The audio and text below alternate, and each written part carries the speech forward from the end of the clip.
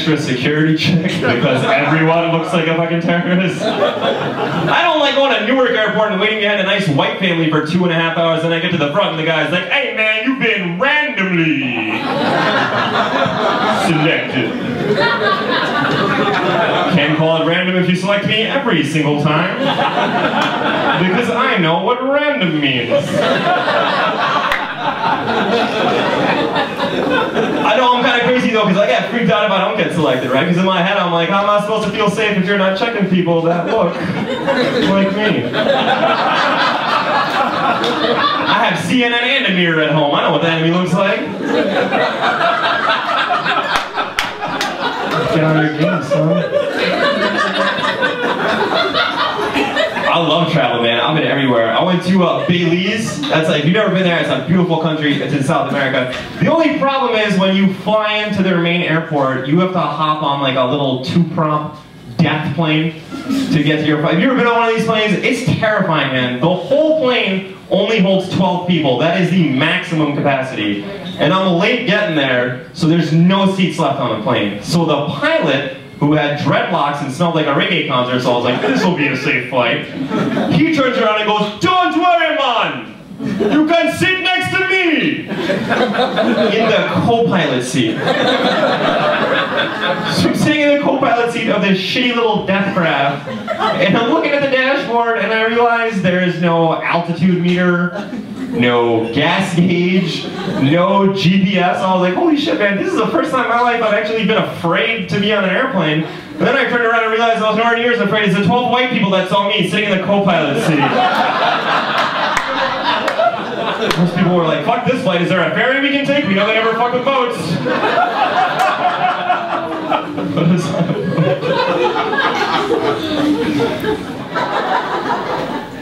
If you move your wife here from India, you have to fill out a 100-question questionnaire online for the Department of Homeland Security.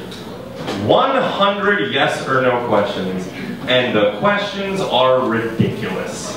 Question number 1. Are you a terrorist?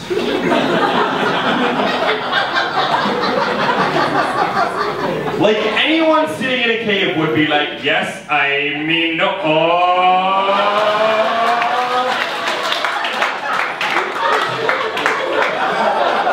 Almost got me!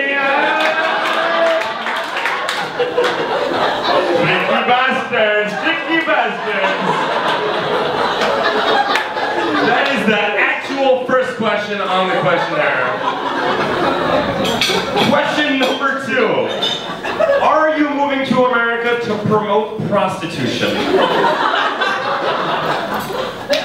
It's a weird question. It goes on like that for 100 questions, but the questions are so weird that every once in a while I could slip in one of my own questions without my wife noticing. I was like, question number 31, have you ever slept with a black guy?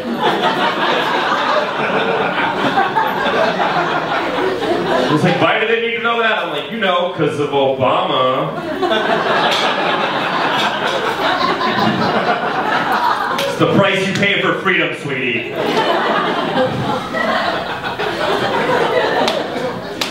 Our government is fucking creepy. You know they're listening to your phone calls? The government is listening to your phone calls. And not only are they listening to your phone calls, but they have a computer system that listens to your phone calls and picks out keywords. Do you have any idea how terrible that is? Like, I know for a fact that I have this cell phone conversation with at least one of my friends every single weekend. What's that, bro? Afghani Kush? That shit is the bomb! Yeah, we could smoke at my place. My address, it's 911 West 34th Street.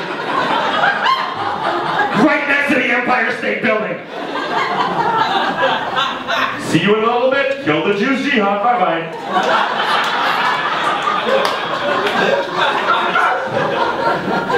Should probably stop ending all my conversations with kill the Jews jihad. Bye-bye. It's got such a nice ring to it. You can never say 9/11 if this is what you look like. If I'm walking down the street and you're like, what time is it? And that's what time it is. I have to be like, in a minute, it'll be 9:12.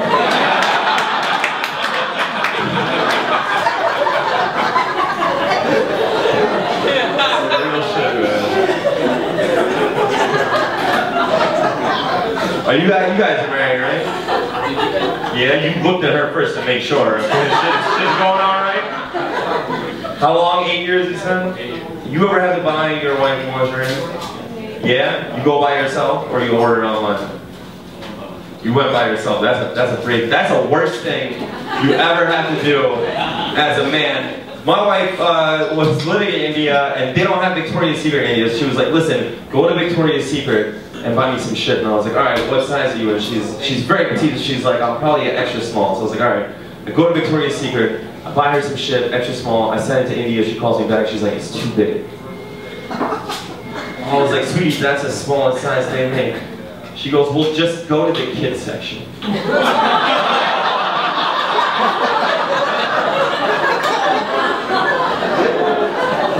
You should know this as a little background. My nickname for my wife in Hindi is Chuki, alright? The direct translation means little girl because she's 5'3" and very petite. I was like, let me get this straight. You want a 6'1" brown man with facial hair to walk into a Victoria's Secret, find a saleswoman, and be like, psst.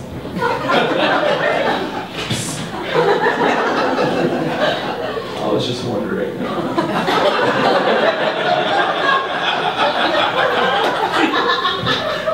Where's the children's section?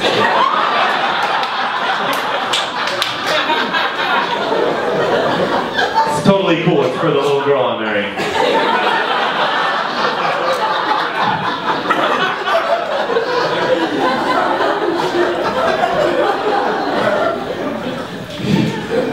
That's a true story.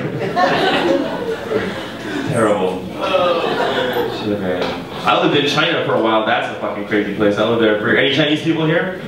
No? Good. Let's fuck with them for a minute. That's a crazy place to live in. China is an insane place to live. First few days I was there was like the toughest because no one there speaks English. I don't speak any Chinese. And the first night I was there, I wanted to go out to dinner, but I was afraid to go out to dinner because I didn't want to accidentally eat something weird. You know, like some dog or some cat, God knows. So I was like, fuck it, I'll play it safe. I'll go to the most international place I could possibly think of, right? So I hopped in a cab, and I was like, hey man, McDonald's. And the cab driver had no idea what I was talking about. They called this Chinese friend of mine, I'm like, yo man, I'm trying to go to McDonald's, but the cab driver doesn't understand. My friend's like, oh, this is so easy. You just have to tell it in Chinese. I was like, I don't speak Chinese, how about I put the phone on speaker and you tell the driver. So I put the phone on speaker, I hold it up at the driver, and I swear to God, this is what comes out of the phone.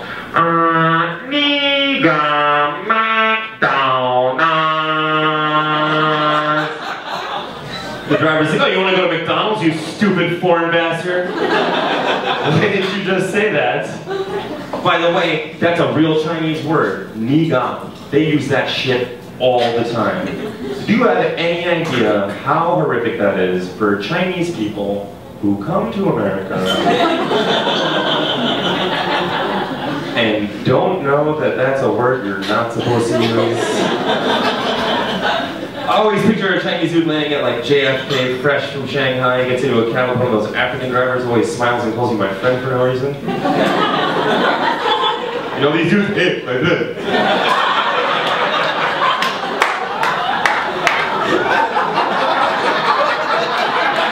Like this. Where would you like to go? Chinese dude just looks him dead in the face and is like, "Ni got McDonald's." Turn on the news the next morning. An angry African cab driver murdered a Chinese man in front of McDonald's yesterday. A senseless hate crime. That's how they always describe hate crimes on the news. A senseless hate crime. Hate crimes are never senseless. If anything, they're specific as a motherfucker.